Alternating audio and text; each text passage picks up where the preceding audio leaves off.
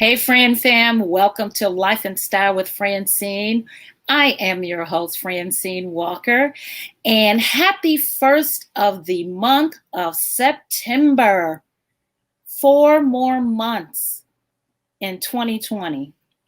I don't even want to ask what else can happen in 2020. I'm just grateful that we're all here to see another month. Joining me today, great person, I want to say a hustler and a make it happener, improvisational, just a heart for people and business. And I am pleased to welcome to the show Nicole Beecher, founder of Beecher Etiquette School of Michigan. So Facebook fans, family, friends, please join me in welcoming Nicole to the show. Hey, Nicole. Hey, Francyne. How are you? I'm great. How are you?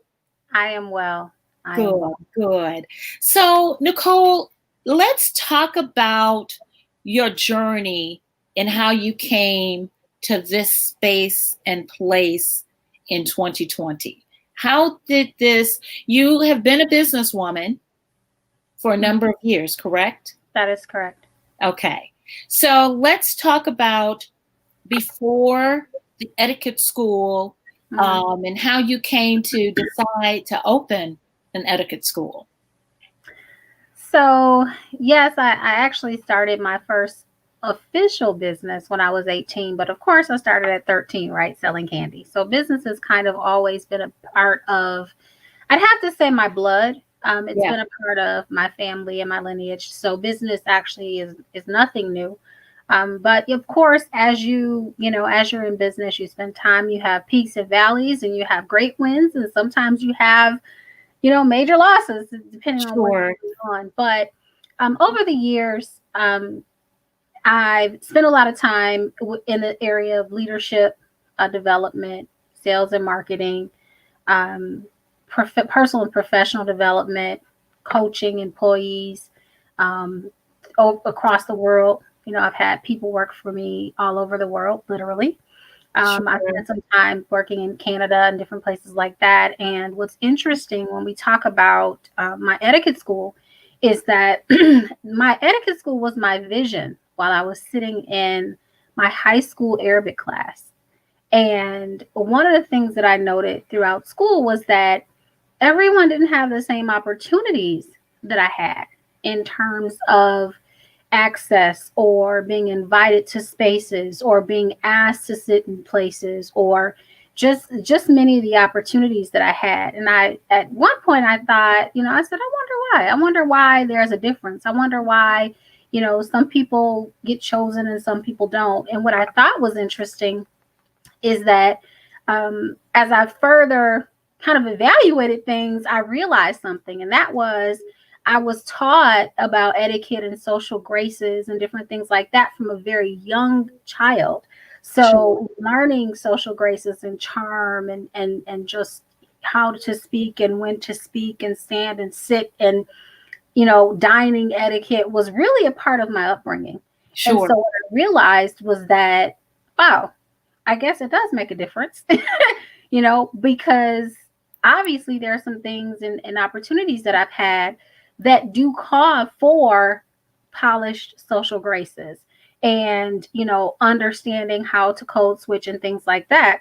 Well, interestingly enough, it was my vision when I was 16. I wanted to start it sooner. And my goal was to start much sooner than I did. Yeah. But what happened is, I'll say what the turn of the switch was, I had planned to open about 5 years before I did. I had rebranded my consulting company from Beecher Consulting to the Beecher Group. And a part of that launch was supposed to be the etiquette school. And that was like 2014 going in 2000 to 2015. At that point, I was a manager, a sales manager, a regional sales manager to be specific. Sure. And in 2018, my grandmother passed, and she was in her 90s. My grandmother, between my mother and my grandmother, I mean, just the epitome of grace, right, in class.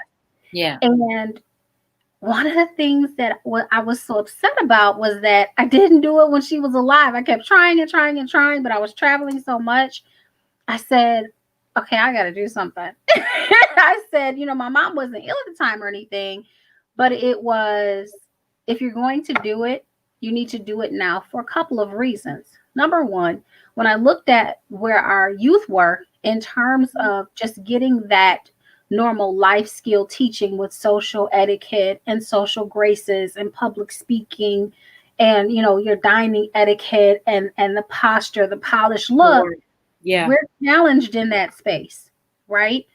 Traditionally, it's something that's done for families who are of a higher class, upper middle to higher class families, right?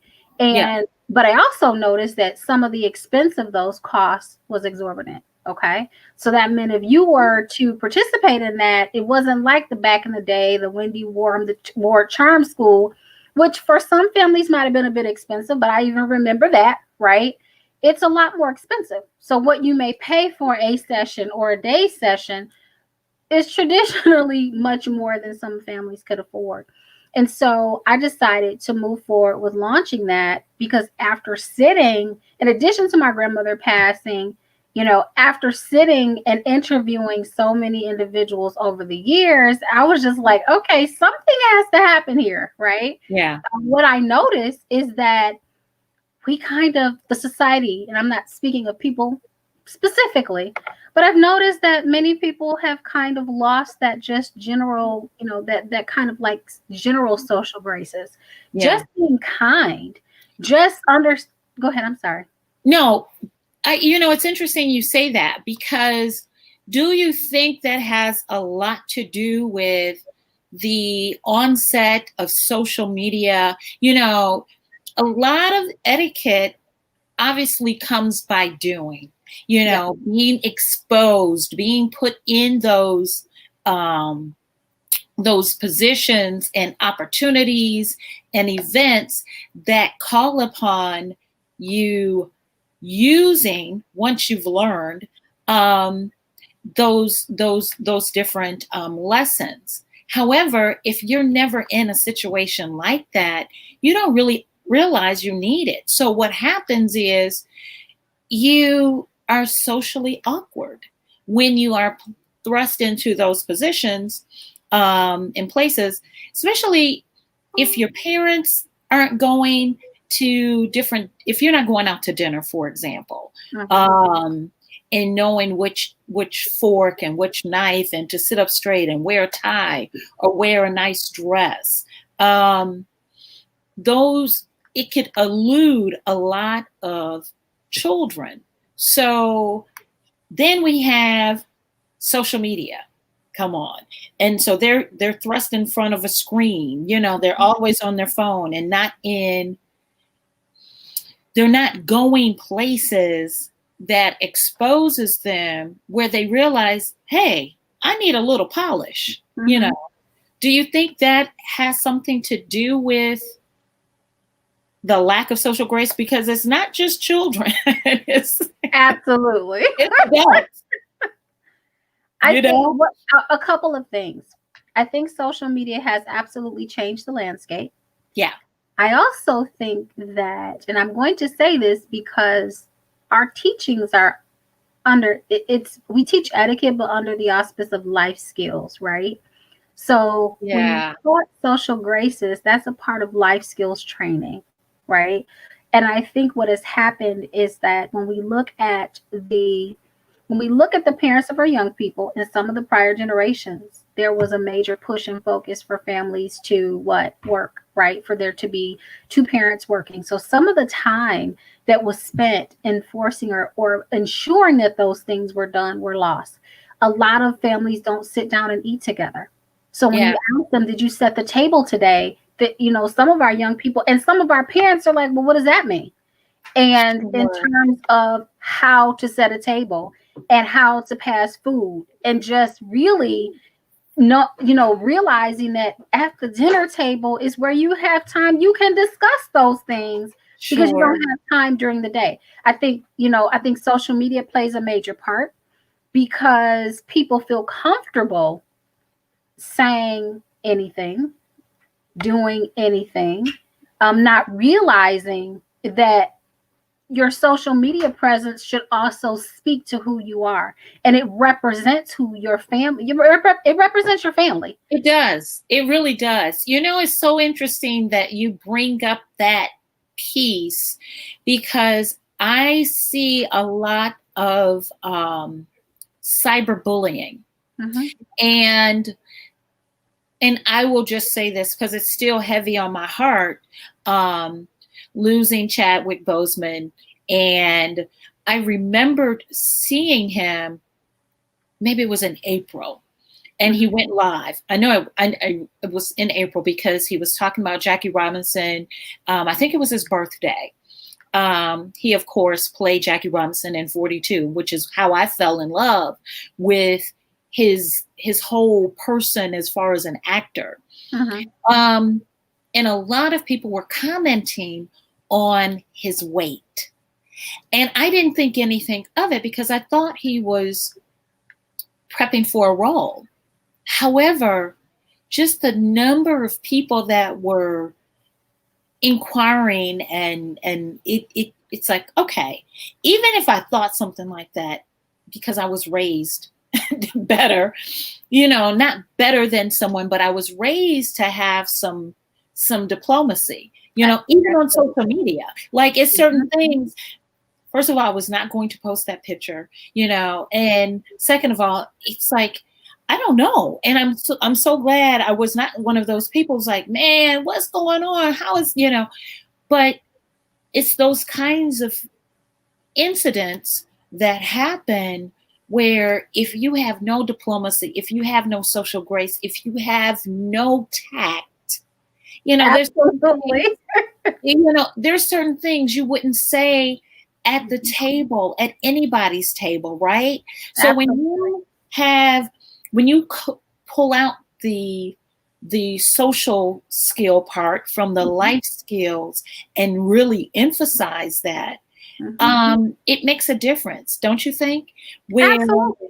it's like it's an emphasis placed on. It's like, well, I'm not going anywhere, but you never know. My guest yesterday, she's an author, Caroline McBride. She's an author, and part of the book focused on different places that she traveled to, and one of the places was Japan, and how there's certain things you do when you're in, as they say, when you're in Rome, do as Romans do. Absolutely. Same thing. You have to bow. It's, you go to Dubai, you've got to do it this way. You got to cover your head when you're in this church or whatever, or in the mosque. Those are things that it's almost like you don't know until you know, but it's like, okay, if you are trained at home, it becomes easier to not be so socially awkward. Absolutely. Well, let me just add this. Yeah. One of the specialties that I thoroughly enjoy is cultural communication etiquette. So I spend time teaching you about how you should and should not respond based on the country, based on the gender in the country, based on the specific type of meeting. One of the things that I had an opportunity to do last year is actually teach an etiquette class. It was a very quick, I say quick, I had about an hour, but I literally covered cultural communication etiquette. One of the things that I went in with a scarf that looked as if I was wearing a hijab. Yep. And the first thing they thought is, oh, you must be Muslim, right? But the whole point of the lesson entering the door was you don't know who a person is. You don't know who they are. Number one, you should treat everyone with kindness and respect.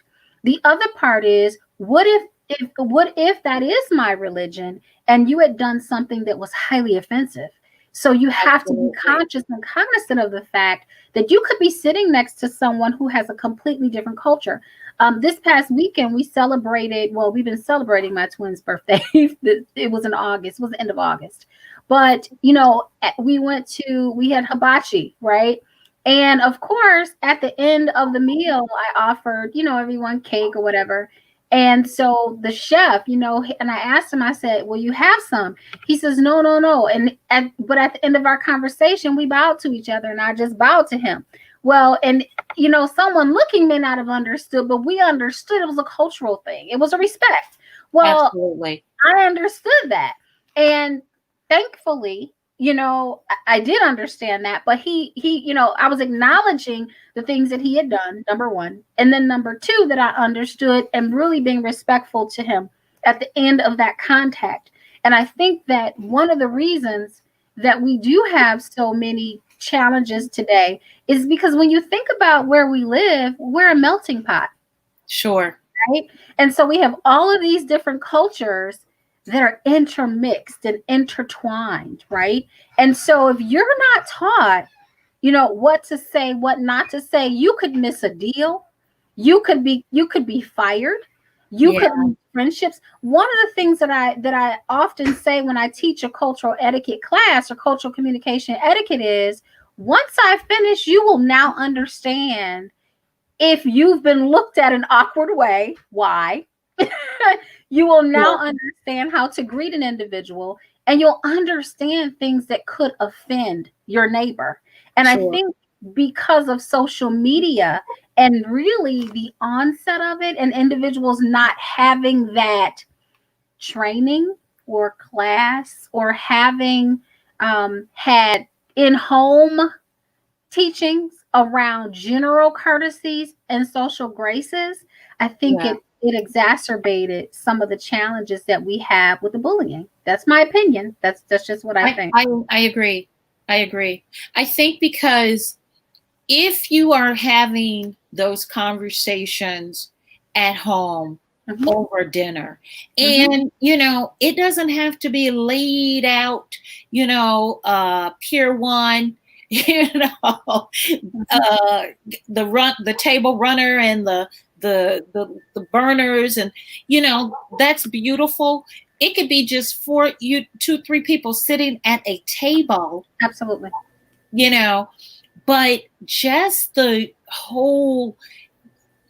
level of decorum, Mm-hmm. you know, you gain from the training, Mm-hmm.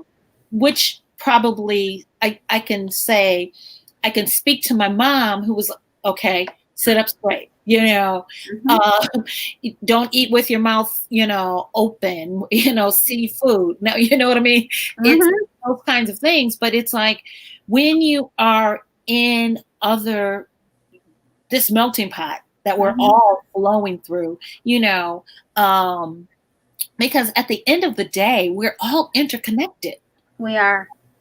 We you are. know. We And are. once you understand that, it's like, how can I make this person feel at ease, you know, Mm-hmm. feel respected, feel honored, you know, so that I can close this deal, so that I can create this international connection as it relates to corporate relations or whatever. You know, those are just some of the things you really don't think about. You think, oh, I don't need etiquette, because people automatically, I think, they automatically think etiquette means debutante. And Or, dining. and well, And dining. and you said, I'm sorry. That's it. And dining. They Yeah, automatically think we're talking about food. exactly. When I'm sure that is a challenge for you to say, oh, no, no, no, no. There's about a gazillion ways Yes, we it is. can branch off Yes. into the world of etiquette. Mm-hmm. That's absolutely So, correct. you know, how do you make parents as well as their children, you know, parents of children as well as parents? It's like, let's go through this together, and Mm-hmm. then, you know, reinforce this experience at home. First of all, improve family relations, you know, because breaking bread, food is such an integral part of our entire life. and how we break bread. And, yes, we're not just talking about dining, but at the same time, going back home and making that reinforcing what you've taught. Absolutely. It becomes much more interesting why we all need to have a certain amount of etiquette, emotional intelligence. Absolutely. It's just fascinating when you think about it. Like, wow, it could take you to another level. Well, and one of the things, so let me also share with you. So last year, and I talk about last year because COVID, I won't say it's taken over the year, because I've had some, I do virtual training and that type of thing. But I had a chance to work with a male basketball team for college last year, and so I actually train athletes as well. But the reason I'm speaking about this particular group is because I'll talk about the end and I'll back up. So by the time it was over, they were just thanking me and thanking me and thanking me for coming in and talking to them.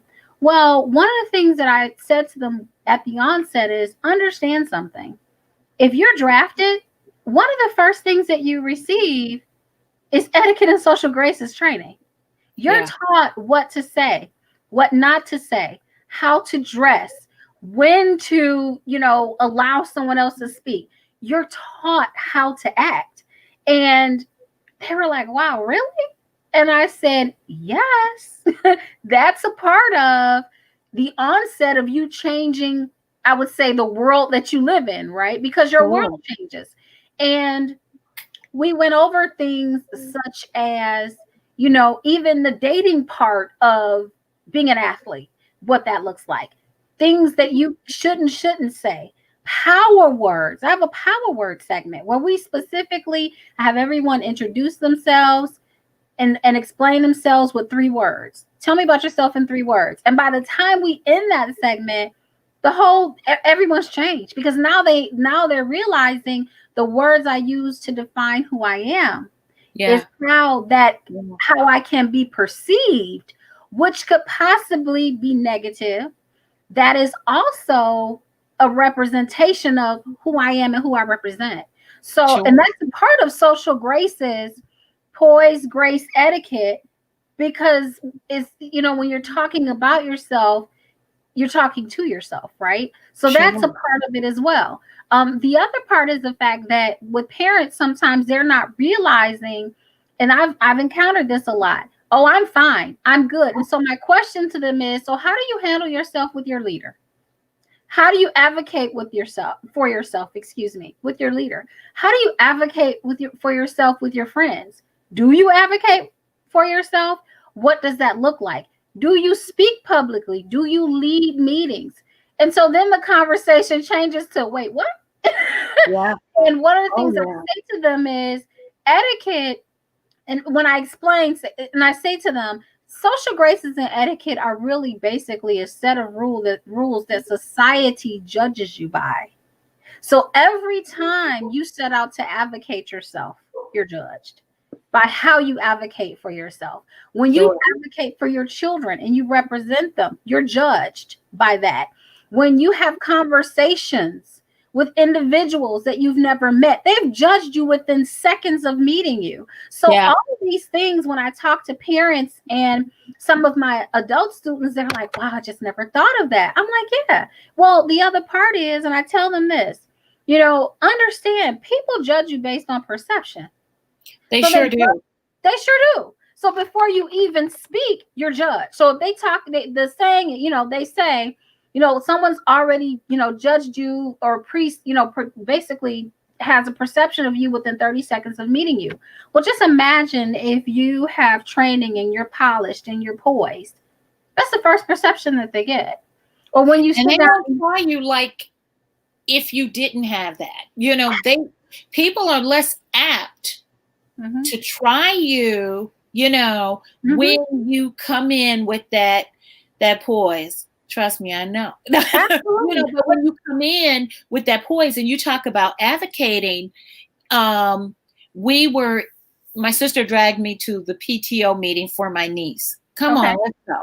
And so they were having a conversation, in a meeting. First of all, if I'm going to be in any meeting, I'm definitely, if I have to be in a meeting, I'm going to speak up and ask questions. It's like, I'm not just going to sit there and just have you throw things at me. So it was something being voted on, and I'm listening. I said, wait a minute, let me get more clarification, blah, blah, blah. And then I said, no, I disagree. And I'm not for that, And so one of the other parents said, well, it's not. And she kind of assumed whatever she assumed. And I said, I never said that, So I said, well, I moved to motion that we do it this way. And I love it. You said, I moved. I feel like I'm in a board meeting now. He said, I'm with her, and it was just like, so to this day, my niece's principal says, tell Auntie hi, because he's watching the whole exchange between myself and other parents where it's like, no. That's not what it's like. You're not going to put words in my mouth. So he remembers, and probably because it's like, I can't do this with the parents, but the parents can do the parents can do what they're doing, as an aunt.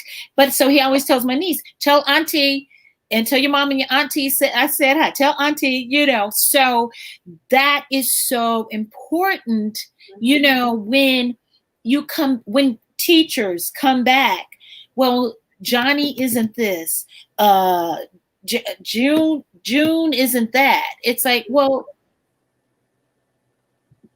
where's the paperwork? Where is the did you keep track? What's the, why are you waiting till, that is so important that you mention that as far as parents advocating. Then in the workplace,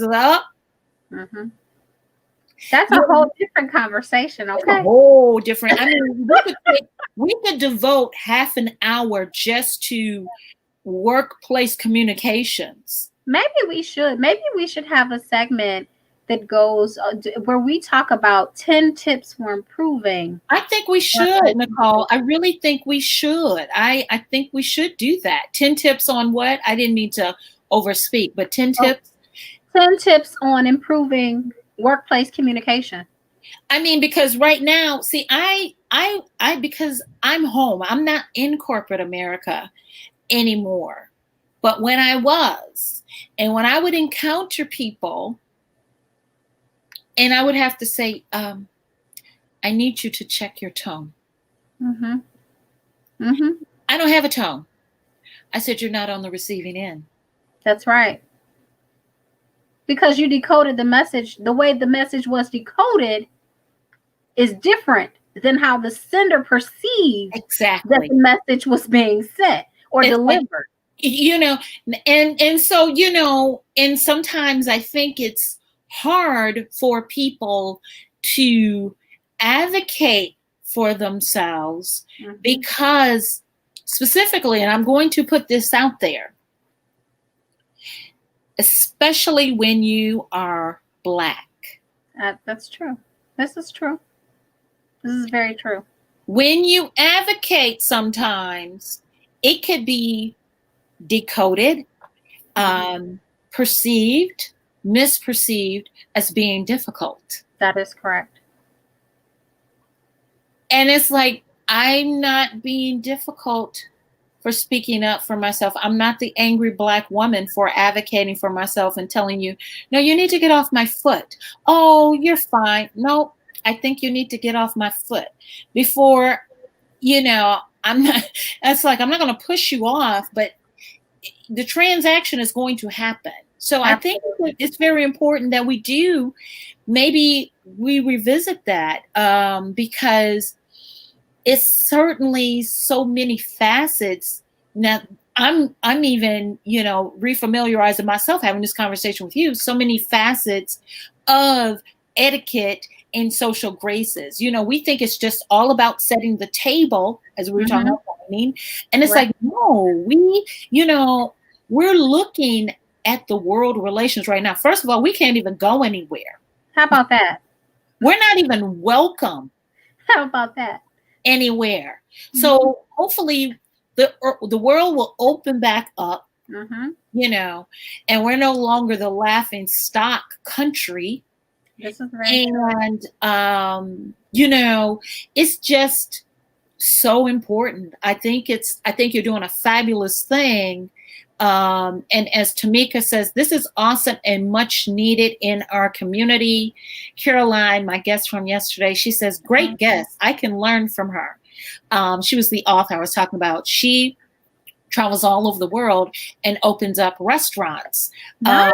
So yeah, and she just wrote her first book, but her first rom-com book. So, you know, it was just talking about traveling and the different customs. So it was just interesting that we're talking about traveling now, but I think we have to, you know, revisit this because it's definitely needful, even right here in our own backyard. Absolutely. Where, you know, you come to a table or you come to a meeting and it's like, as my mama would say, acting uncouth. Well, you know, and let me just say this, you know, the conversations that I have and the things that I say, they're never to pass judgment. No. One of the parts of etiquette and social graces is really learning how to receive and give constructive feedback. That's a part of social graces training and etiquette training that's extremely important. In fact, it's imperative, especially with our young people. And I say with our young people because if we have parents that have not mastered that skill, then what happens is it trickles down to the children, and they see how their parents deal with conflict that didn't have to be conflict, right? Yeah. So when we talk about, you know, when we talk about etiquette or social graces and interactions, all of it is relative to communication. The nonverbal presence that you have is huge. It sure is. When I talk about nonverbal communication, I spend time on that. We role play on that. You know why? Because people judge you before you open your mouth. What are you saying nonverbally, right? You know, when we talk about, you know, just being kind, what happened to just saying good morning because it was the kind thing to do? Yeah. And then someone passed you and you just said good morning, have a great day. I understand there are different environments where that may not be welcome, and I get that. But what we do need is we need for individuals to really just go back to just being kind and having pleasant conversations and really understanding what real conflict is versus a misunderstanding and communication. Because I'm not saying that those two are the same or different. What I'm saying is that sometimes they're interpreted differently. You're a communication major, so you understand exactly what I mean. I do. And so I think what's happened is that when you start to say, well, you know, you're not acting as polished and poised as you should, people or individuals become offended. And that's not what I'm saying. I'm saying you have an opportunity to become even greater than what you are. And if you're sitting in this space and you're learning, that's giving you that opportunity. I've had individuals say to me over the years, I communicate and speak more than multiple languages, right? And that's not something that I really remember. Over the years. Well, I guess if you travel all over everywhere and you have spouses that speak other languages in the house, I mean, we spoke in the house, so it made a difference. But one of the things that individuals would say to me was, well, why is it that you communicate this way when I'm communicating with a person of color? And this is how they would phrase it. You know, sometimes I feel offended. And sometimes I just, you know, some of the way they talk to me, I just don't get it, or I don't understand, or are they mad? And you mentioned this earlier, or I just don't understand how to receive it. And as you said, sometimes we're communicating as women, as Black women, you know, and saying something different than what an individual hears based on their perception. One of the interesting that you mentioned about tone, I had a conversation with my daughter this morning before she went to work. And I said to her, I said, you may have to address the matter. You're not angry. You're just saying what you did is not okay. Exactly. And I said, but and so we talked about the way in which she needed to address that, because her concern was, I don't want to offend. And I think if we spend more time, especially as adults, identifying and having that training, then we don't feel uncomfortable when we go to another country. Exactly. And have a conversation with someone, and not even another country. When we go to a restaurant here and and sit down, or we're shopping and we have a bit of a disagreement, I just think it really starts, in my opinion, I think many people need to just start with the basics, Francyne, and really work their way through. But the key part about it is, what are you doing to develop yourself personally? And see, that's key. Because we think once we finish college, right? If we go to college, or once we finish our trade, or we have a business and it makes $1 million or $2 million, or, you're closing deals that are 7 figures, and you figure, I've arrived. No, you should constantly be in a state of learning and development. That's true. And that's one of the things that I've always made important in my life and in my family's life. Because if you're in a constant state of development, then guess what? Or learning, then number one, you do stay, you stay in the people, you're in demand. That's number one. Yeah. Stay ready so you don't get ready. Stay ready so you don't have to get ready. How about that? How about stay ready so you don't have to get ready, right? Yeah. Because if you have to get ready, you're already behind. You wait. Right? And then the other part is you're actually either ahead of the curve with trends, or you're on track with trends. Yeah. So I'm just saying that, people put etiquette in this one basket, and it's not that. Sure. We're teaching, personal development skills. It's etiquette, really teaching life skills. Life skills help you to survive, right? And so these are things that are important. And this, I opened a school for the community, to be frank. One of the major things to me was, I understood how to code switch, right? Before I graduated high school, I could speak more than one language. Sure. That wasn't something that I had shared, but I could, and I did. I understood, okay, yeah, I was kind of that nerd and all that jazz, but I still grew up in the city. Let's be clear. Yeah, right. Exactly. Does that make sense? Yeah, so, I mean, I grew up in Taylor. So when I came back to hang out with my cousins, in the city, because it's like, I want to hang with my cousins. Mm-hmm. It's like, why do you talk so proper? It's like, why do you talk? Here's another one. Why do you talk white? It's like, white. Oh, I get that a lot. You get that, right? I still get that now, and I'm like, I'm far from. Are you serious? Like, yeah. And so you get all those different things. Here you come, first of all, advocating for yourself. Second of all, able to advocate articulately, Absolutely. And confidently, and so you're this Black woman that is like, oh, that has just crashed all stereotypes, and perceptions of whatever you see on TV, or I don't know what you're watching, but it does pose those problems. Talk about so you opened the school when? So I officially opened the school. So we're officially registered as of the December 2018. Okay. We actually had our grand opening February 2019. We had over 200 people at our grand opening. We opened in Bloomfield Hills. Okay. And we were in Square Lake. Sorry you missed it, because we had an amazing time.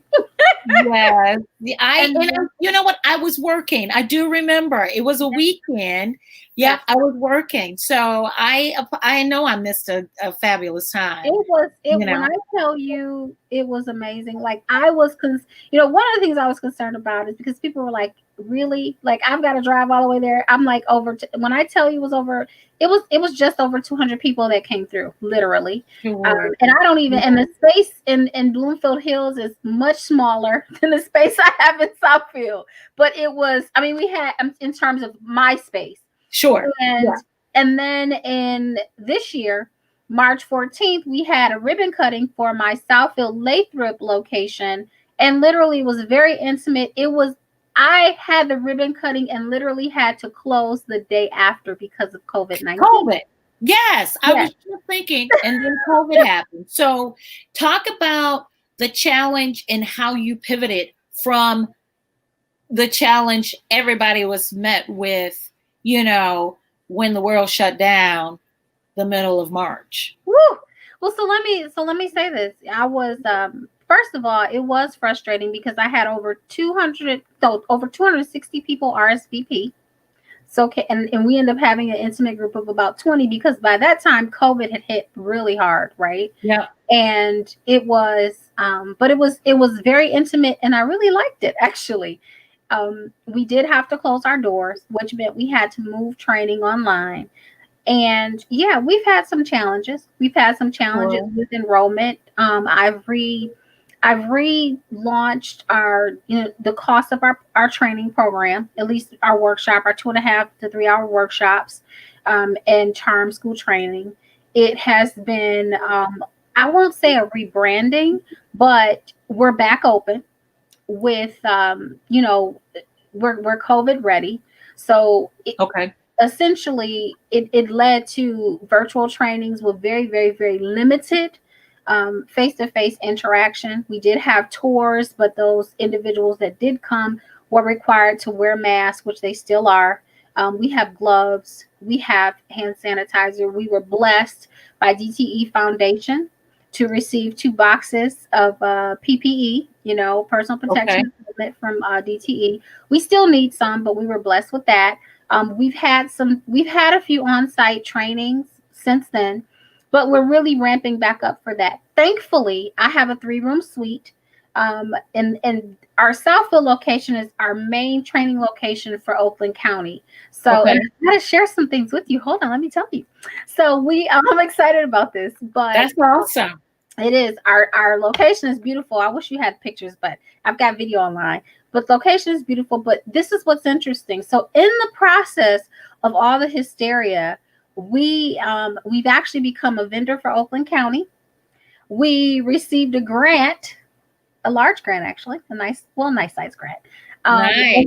I remembered you posting something about being in the running, and then the news came. So yeah, and I wait to hear. Thank you. Yes.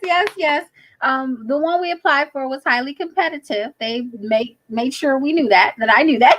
They were like, it's highly competitive. But they said that the work that we're doing was really great and needed. So that's good. There are some other grants that were actually sent for us to apply for. So we have submitted and are waiting on responses for that. Mm-hmm. There have been several businesses to close, and we're open. Yeah. And all I can say is that I'm grateful. The pivoting, one of the things that was really great for me is I have mentors that are in business, right? Yeah. So my mentors have been, one of my mentors, she owns, she's a vodka distiller. So, and she also has a tea business in that, but she pivoted and started making hand sanitizers. Yeah. So the other part of my business, we're distributors for that. And then there's another mentor friend that has another business. So I've been able to kind of shift into gear with some other things that we offer. Sure. And interestingly enough, now, because of course the school year has begun online, individuals are looking for some more programs and realizing that their students need the training because absolutely, right, because they're like, and I think one of the things that happened too is parents were so afraid for students to come. They would come by and say, well, how much space do you have? well, I have enough space for us to have the Social opportunity to distance. social distance Yeah. because I teach in two to three areas, right? So I have space for us to, have social distancing, space where we can teach two different classes at once. So for me, that's a blessing. So even though, we've had a little bit of, I would say, a slow start back into business, we have the space that will allow the social distancing. And then one Sure. of the other things that we do is we offer space, rental space. So for individuals having very intimate, like, receptions and different things like that, then that space is available because we have the footage for social distancing. That's great. That is great that you do have, the multi-purpose type building or suite, where it enables you to utilize the space when it's not in use for yourself. Yes. Now, talk about a little bit before we close the how does the program work? Is it limited age? What is, it's like, okay, Nicole, I'm ready. I want to sign up. Mm-hmm. I saw you on this great show called Life and Style with Francyne, and I'm interested. So, how can one take part in a course, or is it, what are your offerings? Do you have like programs that are ongoing, or going forward, with COVID and everything? Are you going to have programs that are so many weeks long, or is it a module? How does that work? So this is what we've done. So what I've done is I have launched a training special that'll be ongoing. I've decided to make this the thing where you can schedule your young person throughout the week where classes are offered for a 2 to 3 hour training for $60. Okay. Normally, and that is one of our most popular offerings. And what that means is that you can pick and choose the trainings that you like for yourself or your young person to participate in. We serve ages 5 years through adult, right? Okay. So you could Okay. come in, like, for example, we just had a training and it was called 10 life skills that they don't teach in college.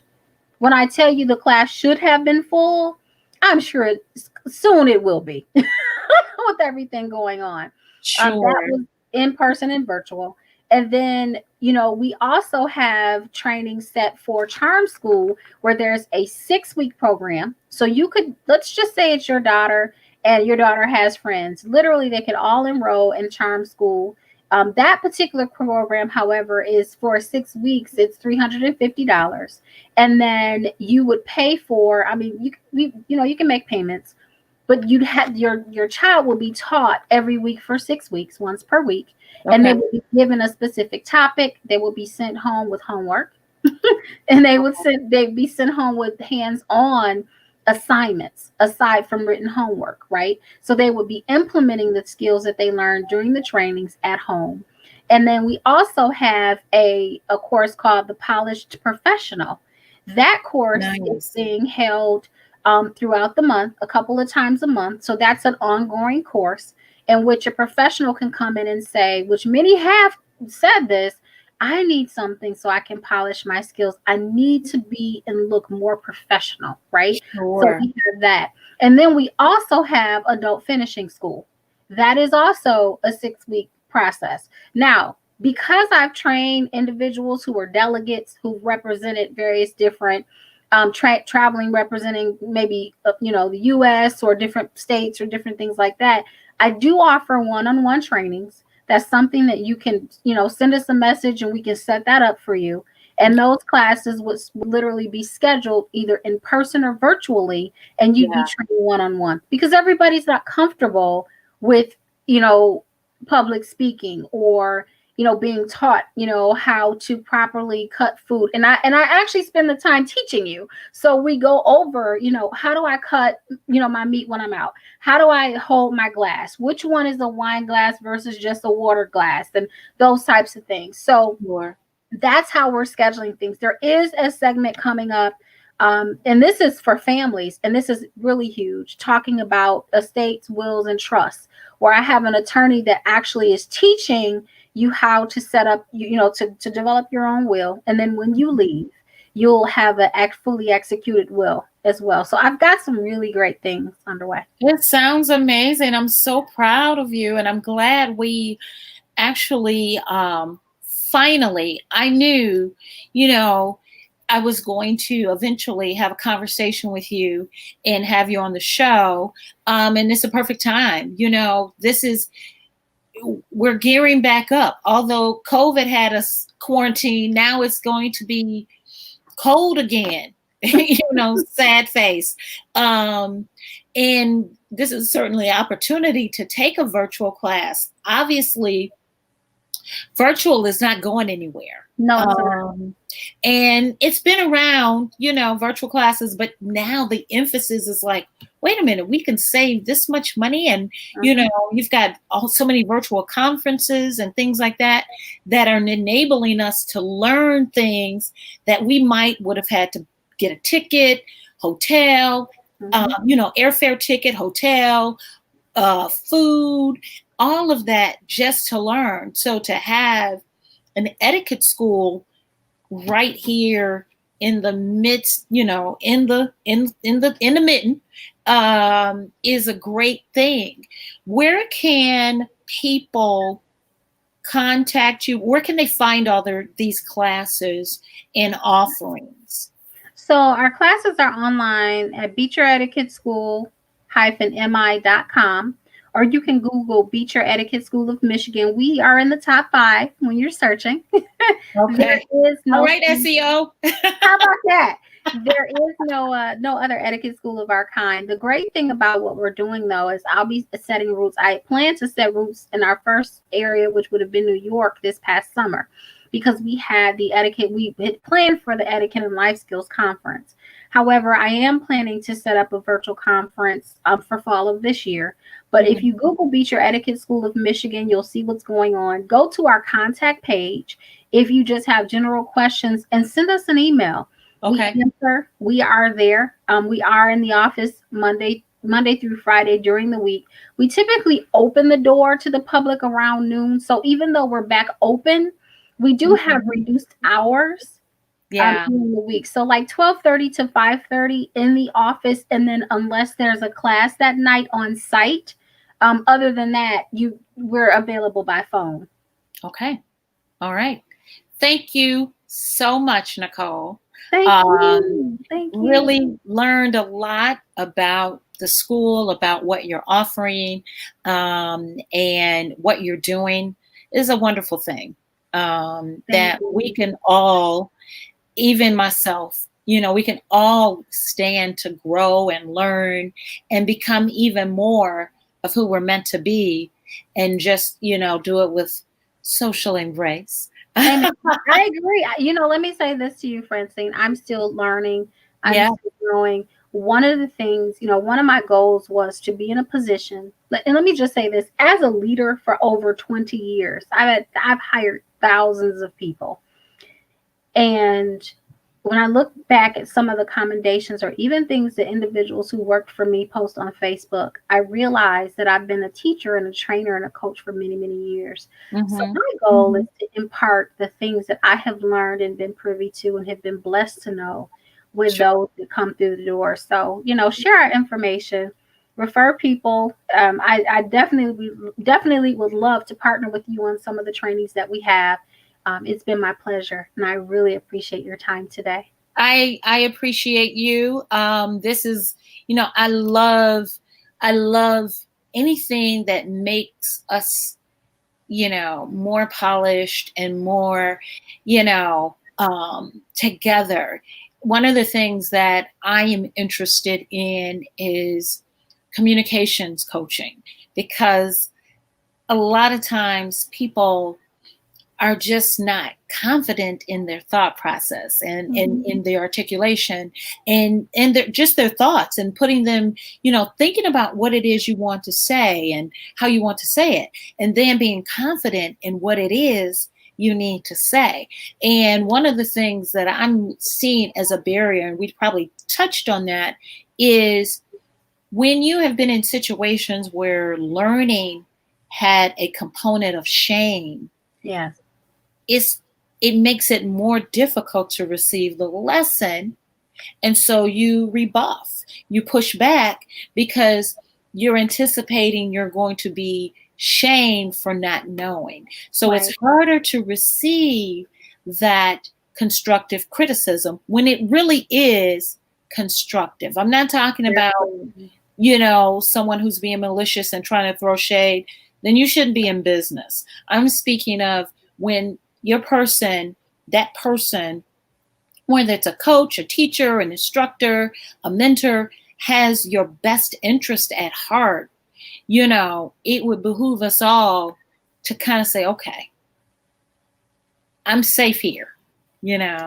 I'm safe to get this. They only want to help me become better. Absolutely. A 5-year-old or a 95-year-old. It's like when you understand, it's like, it's just to make you better.